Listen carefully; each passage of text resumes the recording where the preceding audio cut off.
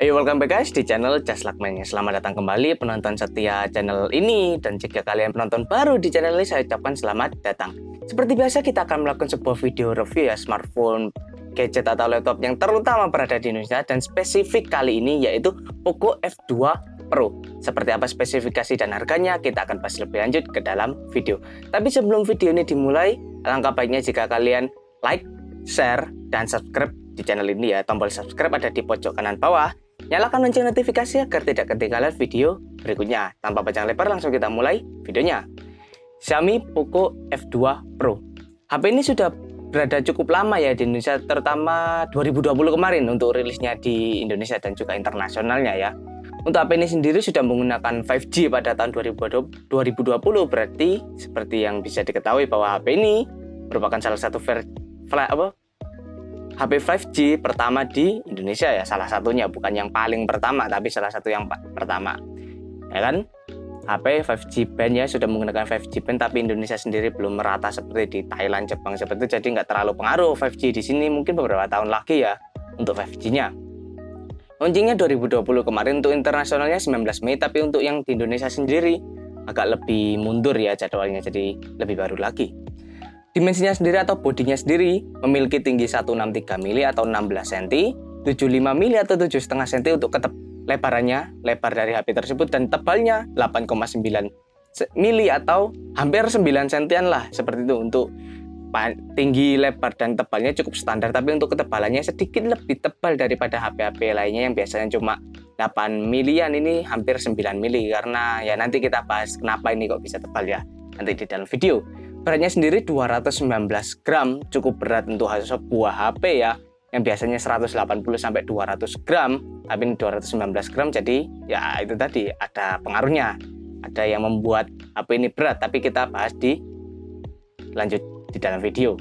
Untuk build-nya sendiri atau proteksinya sendiri dari HP ini, yang utama yaitu layar depan ya, layar utama Gorilla Glass 5, belakangnya Gorilla Glass 5, dan juga frame-nya menggunakan aluminium. Nah, ini salah satu yang membuat HP ini berat, karena proteksi HP ini sangatlah tinggi ya, termasuk ya sekarang Gorilla Glass 5 itu termasuk yang tinggi, di bawahnya 6 sama Victus ya pastinya.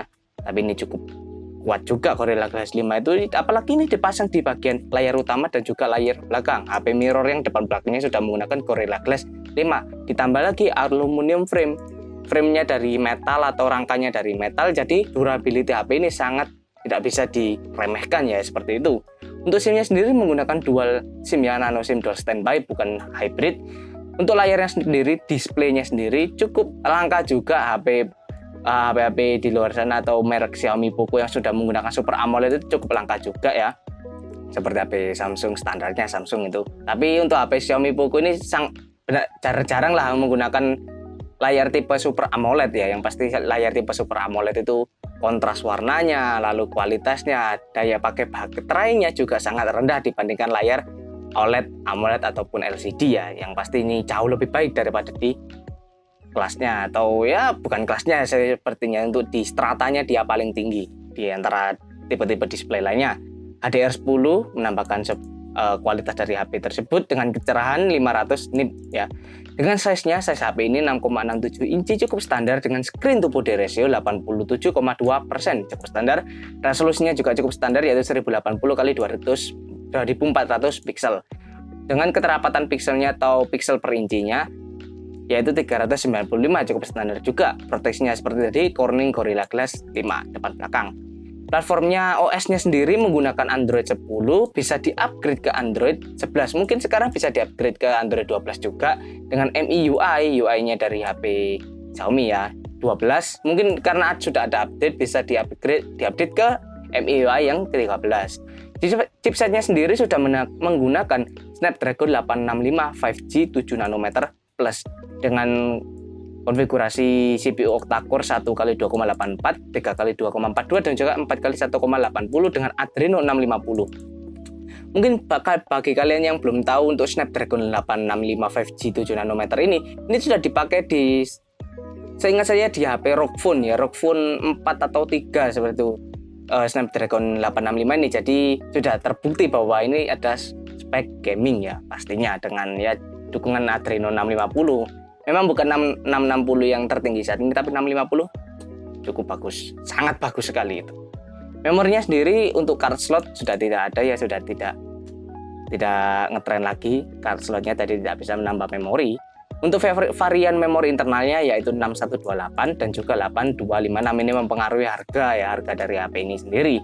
Untuk kameranya sendiri, main kamera, quad kamera, 64 megapiksel wide, 5 megapiksel telefoto makro, dan juga 13 megapiksel ultrawide dan juga 2 megapiksel depth. Dengan fiturnya yaitu Dual LED, Dual Tone Flash, HDR, dan juga panorama dengan video outputnya sebesar 8K. 8K itu sangat tajam sekali resolusinya ya. Apalagi ini 8K 8K 30 fps, 4K 30 60 fps, 1080 sampai 240 fps, 1080 960 fps ini slow motion sepertinya. Biasanya slow motion kalau sampai 960 fps itu slow motion, dan juga gyro EIS. Kita bisa simpulkan bahwa main kamera dari HP ini sudah sangat besar, kualitasnya sangat bagus sekali ya pastinya, dengan quad kamera. Lalu Snapdragon yang 865 itu bisa mendukung kamera sebesar ini ya pastinya, dengan 64 megapiksel wide, 5 megapiksel telefoto, 13 megapiksel ultrawide, 2 megapiksel depth. Fiturnya juga sangat banyak sekali untuk HP ini ya. Ya, untuk kualitas kamera bisa kalian cek di Google seperti itu, kamera tes seperti itu. Tapi kita bisa pastikan ya untuk kualitas kamera dari HP ini sudah sangat bagus ya, karena dari Snapdragon-nya aja sudah seperti itu kameranya, dari fitur-fiturnya dan juga megapikselnya. Mungkin tidak terpengaruh megapikselnya ke kualitas kamera, tapi ya pasti hasilnya sangat bagus lah intinya. Kalau kalian mau cari tahu ya bisa di Google banyak. Nah, ini selfie kameranya single ya, motorized pop-up 20 megapiksel wide dengan fiturnya HDR, video outputnya 1080 30 fps dan juga 720 120 fps. Nah, ini yang membuat kenapa HP ini bisa berat dan lebih tebal daripada HP lainnya, karena motorized pop-up kamera yang muncul dari dalam HP. Biasanya HP-HP di luar sana itu menggunakan teardrop atau poni seperti itu untuk kameranya ya. Tapi HP ini menggunakan motorized pop-up, jadi memang tidak menggunakan atau tidak menyita space di layar, tapi di dalam HP-nya. Mungkin beberapa orang sangat suka untuk fitur ini karena nggak memakan layarnya, tapi beberapa orang juga nggak suka untuk fitur ini karena yang pertama itu membuat HP lebih tebal ya, memakan size di dalam HP, jadi biasanya baterainya yang kena menjadi lebih sedikit daripada HP lainnya, dan juga motorized ini lebih banyak komponennya, jadi kalau komponennya rusak HP-nya sering nggak bisa keluar sendiri ya, jadi agak minus lah. Tapi kita ambil saja netral karena banyak orang yang suka ada fitur pop-up ini dan juga banyak orang yang nggak suka fitur pop-up ini, jadi kita ambil netralnya, jalan tengahnya saja untuk kamera ini. Untuk HP ini ya, soalnya speaker pasti ada ya, speakernya masih ada 3,5 mm jack.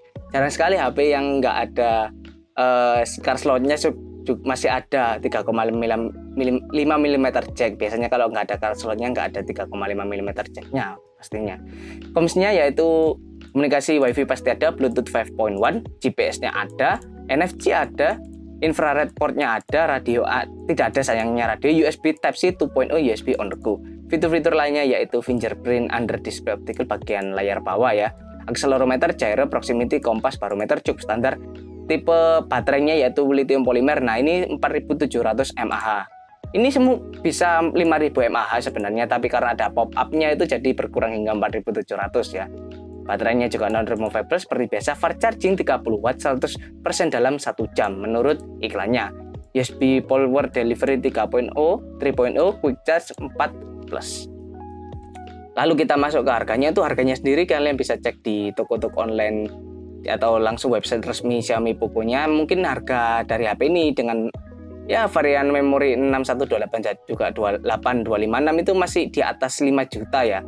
Untuk yang 8256 itu di atas 6 juta. Jadi mau gimana lagi, ini HP bagus juga ya, worth it juga meskipun harganya segitu, tapi kita bisa dapatkan fitur yang pertama, chipsetnya chipset gaming 865 5G 7 nanometer plus Snapdragon ya. Itu sudah terbukti gaming karena chipset itu sudah dipakai di ROG Phone yang generasi ROG Phone 3 atau 4 gitu, mungkin 3 seperti seingat saya ROG Phone 3 ya. Itu sudah dipakai untuk gaming ya, pasti bisa. Lalu yang kedua layar Super AMOLED ya. Memang layarnya nggak terlalu lebar atau resolusinya nggak terlalu tinggi, tapi Super AMOLED-nya itu yang menambah nilai ya, menambah nilai plus dari HP ini. Yang ketiga yaitu kameranya, quad kamera, fitur sangat banyak dan juga kualitas kameranya juga sangat baik ya. Untuk selfie kameranya mungkin pop up ya, mungkin untuk pribadi saya nggak terlalu suka kamera pop up karena memakan baterai seperti itu, jadi ya menurut saya nilai minus juga. Tapi karena banyak orang yang suka juga, jadi kita ambil netralnya, kita nggak pikirkan nggak terlalu pengaruh untuk HP ini ya.